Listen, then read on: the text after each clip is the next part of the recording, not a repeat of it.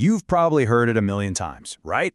Donald Trump's foreign policy is chaotic, unpredictable, but what if all that chaos isn't random at all?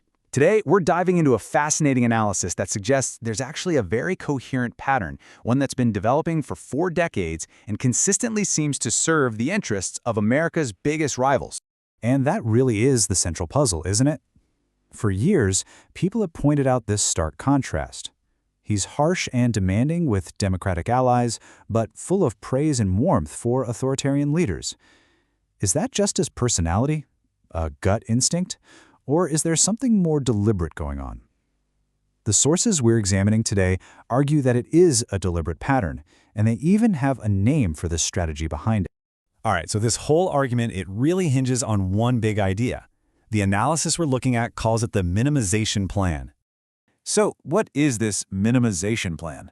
Well, it's not about tanks and planes. According to this theory, it's a long-term information war, mainly waged by China and Russia. And the goal isn't to win a fight on the battlefield, it's to corrode the US-led order from the inside out, to make democracy itself look messy, corrupt, and just plain broken, while making authoritarianism seem like a pretty good alternative. The main weapon here isn't a missile, it's the story you tell. Okay, so if that's the plan, what's the weapon? According to the sources, it's something they call delusionism. Now, this is way more than just spreading fake news. The real goal is to attack the very idea of objective truth. You just flood the zone with so many contradictory stories and alternative facts that people get exhausted and just give up on finding out what's real. The analysis calls the end state epistemic nihilism, basically a public that's too tired to believe in anything at all, especially its own institutions. All right, so that's the theory. But you're probably asking, where's the proof? What evidence do these sources actually point to? Well, the analysis starts by taking a really close look at Donald Trump's rhetoric, specifically that jarring difference in how he talks about our allies versus our adversaries. Let's start with NATO, the bedrock of Western security for decades. He's on the record saying he would literally encourage Russia to do whatever the hell they want to allies who don't pay enough. It treats a mutual defense pact like a protection racket. And the analysis argues this is a perfect example of the minimization plan in action. It just shatters the whole idea of shared democratic values and turns an alliance into a simple transaction. Okay, now hold that thought, and let's flip the coin. Look at how he talks about Vladimir Putin, highly respected. And when he's challenged on Putin's history of, assassinating political opponents, his go-to response is to create a false equivalence. You think our country's so innocent? According to this analysis, that's a strategically powerful move. It elevates an authoritarian rival and, at the same time, chips away at America's own moral standing in the world. And this slide just lays it all out, clear as day. On one side, you have allies who are treated like deadbeats. On the other, you have adversaries who are praised for their strength. The critical point the analysis makes is that this isn't just some personality quirk. It's a consistent rhetorical strategy that sends a powerful message. Authoritarianism works, and the democratic world is weak and divided. So, where did this pattern even come from? The analysis argues it's not new. In fact, they trace what they call a 4-decade Russian nexus, a long, persistent history of engagement between Donald Trump and Russian interests that started way before he ever got into politics.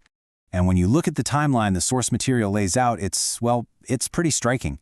It starts all the way back in 1987 with a trip to Moscow that intelligence assessments describe as a classic KGB cultivation operation.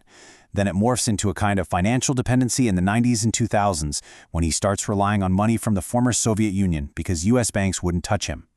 Fast forward to 2013, the Miss Universe pageant in Moscow creates direct links to powerful oligarchs close to the Kremlin. And it all seems to lead up to 2016, where his political ambitions and Russia's strategic goals just seem to perfectly align. And then we get to 2016, and the analysis really zooms in on these specific, documented contacts, all from official reports. This wasn't just 1 or 2 random encounters. You've got his campaign chairman sharing internal polling data with someone assessed to be a Russian intelligence officer.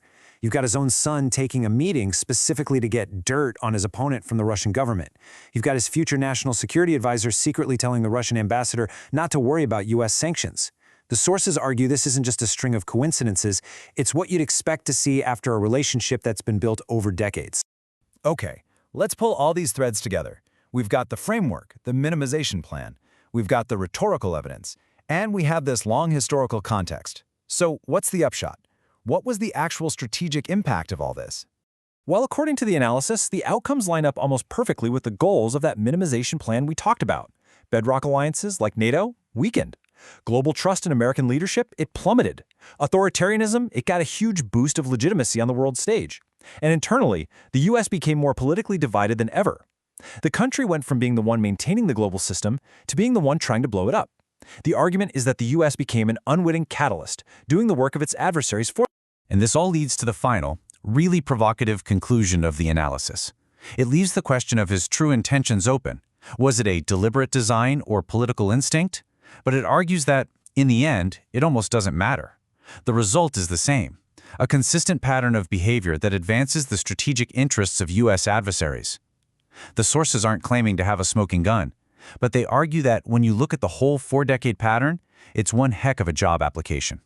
Whether he's a witting agent or not, his actions have effectively made him one. And that leaves us with the ultimate question. When a leader's actions so perfectly serve the goals of an adversary, does intent even matter?